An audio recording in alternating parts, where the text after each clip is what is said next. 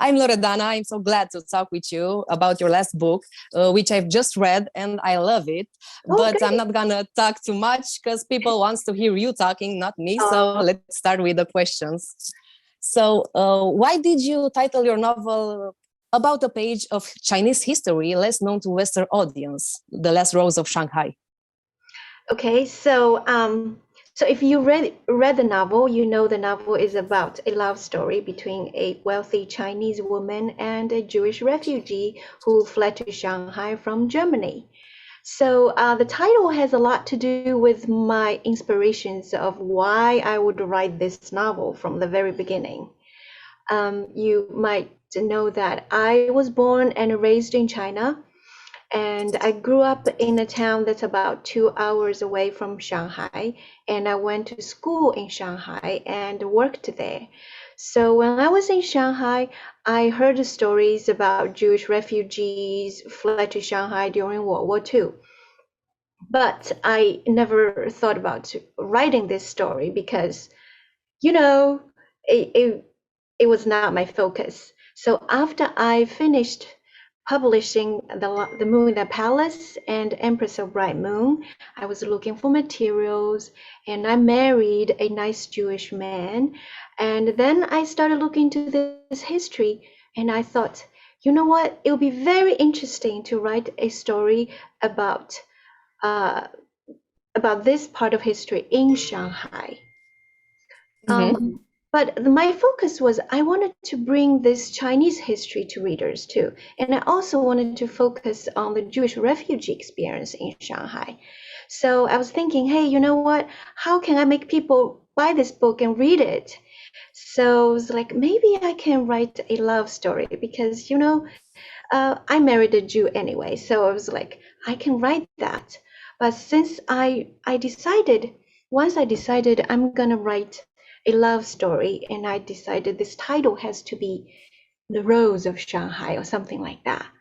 And after I researched the period and I was devastated by all the sufferings and of the Chinese people in that time, I decided I needed to deliver this message that all the wars and the sufferings and the crimes against the people should never be repeated again. So I titled The Last Rose of Shanghai. Nice. Both The Moon in the Palace, Empress of Bright Moon, and your most recent novel, The Last Rose of Shanghai, are inspired by China's history. Both has as protagonists strong women who are not afraid to face the rigid system in which they were born and the prejudices of the society. How did you discover your sources of inspiration? That's a great question because for authors, it's always very difficult to find something interesting, some character that's interesting. So for me, I always start with women because women's history is important to me, and I'm always interested in how women played a role in society and how they contributed to society. But I felt though, in China and maybe in the US too, maybe in Romania too, women's stories are overshadowed and overlooked. So for me, it's my responsibility to just tell the stories I know about women. And when I look into that part of history, I would first to see what have they done? What have they contributed to society? What have they inspired us today? So this is where I would look into it. For The Moon in the Palace, it was just, there was no way to avoid Empress Wu because I grew up there and I watched movies, TV shows about her, and I thought it was remarkable for a woman to rule a country in her own right. So that was what I started to look into.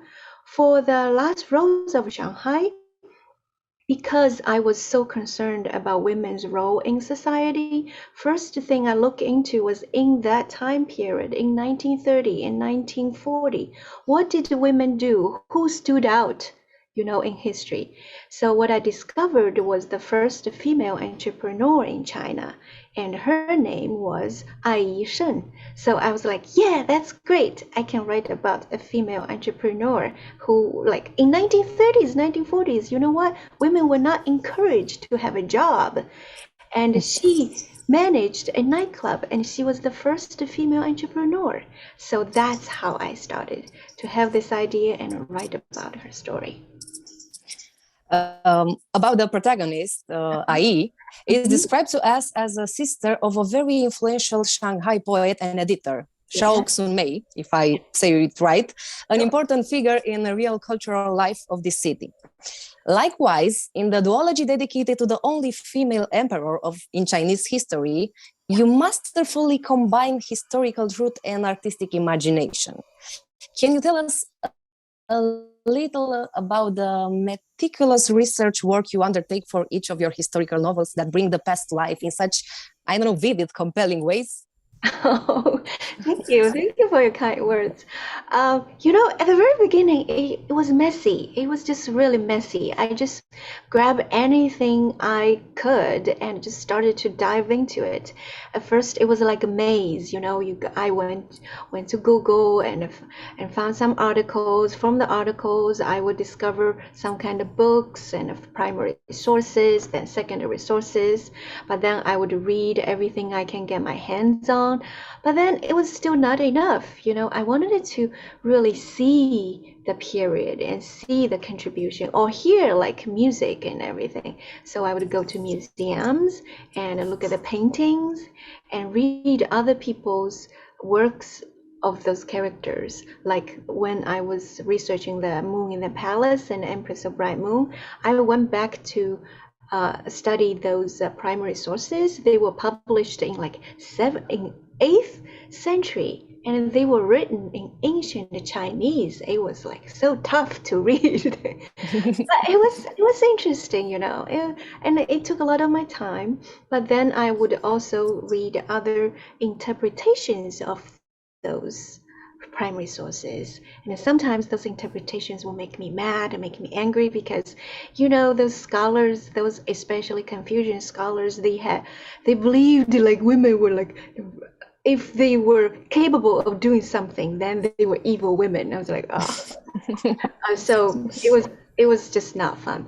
But it's a long process, and sometimes people would say it's like running down a rabbit hole, because you really don't know what you wanted to find. It's just everything is interesting. So I stop here and stop there, and I would study the culture and women's dresses and the food, and what kind of culture they were in, what kind of family expectations they had, and how they felt like they were confined, and how they felt the urge to create something of their own. So this is kind of an interesting period.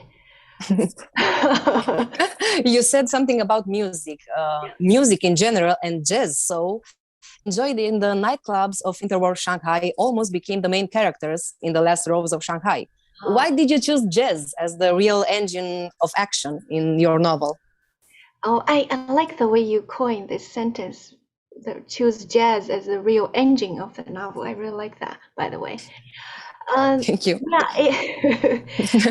Yeah, actually, I didn't think I chose jazz, because before I started writing The Last Rose of Shanghai, I knew nothing about jazz. And I'm not a musician myself. So it was kind of a stumble upon, and then I discovered jazz was a huge part of culture in Shanghai in 1920s and 1930s.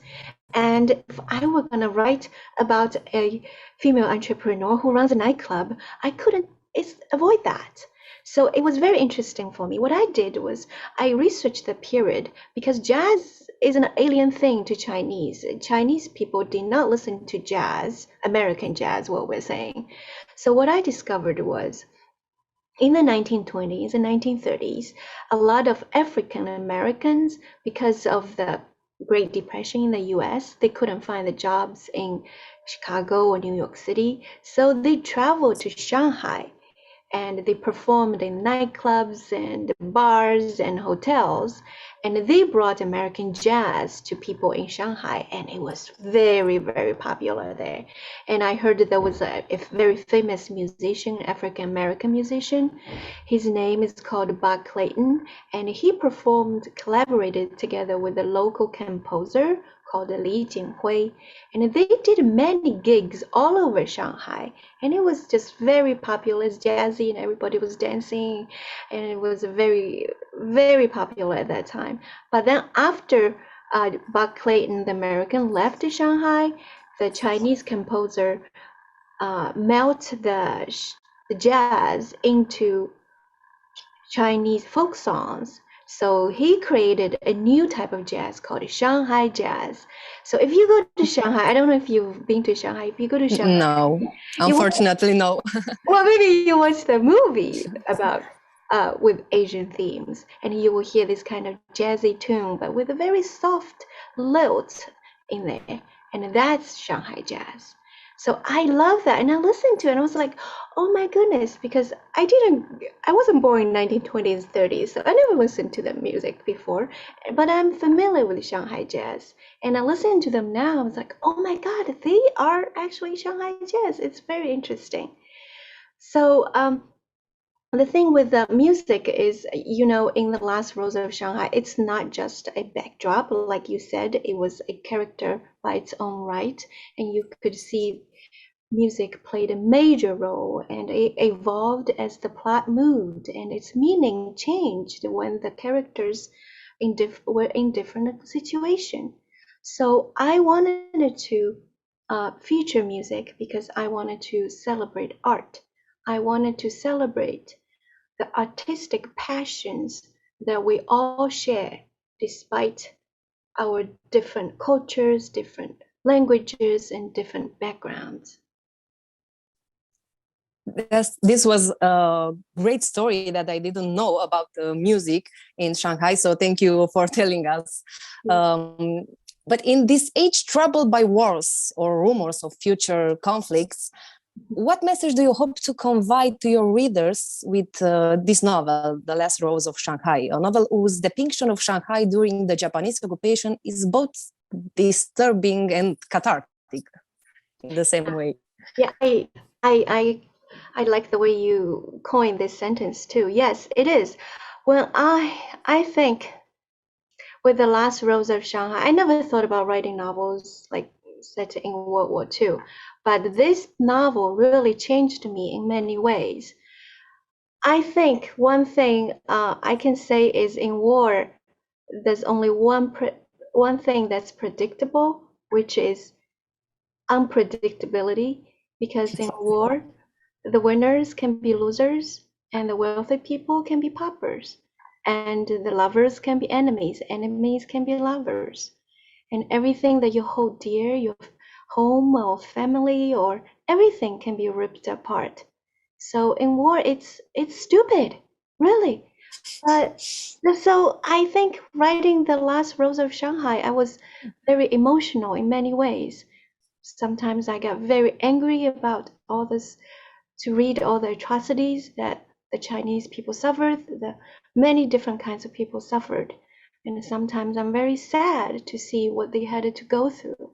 And of course, when you reflect on today's world, it's not just sadness, it's scary. So I hope that when we talk about war, we will only read about war in fiction, not in reality. It will be so much better. Yeah, that's why I love historical fiction, because it's important to know and not forget about what happens in history. We love to hear recommendations from our authors, so please tell us a few of your favorite books if you want. Okay. All right. Thank you so much for saying a few of my favorite books, because I do have many favorite books.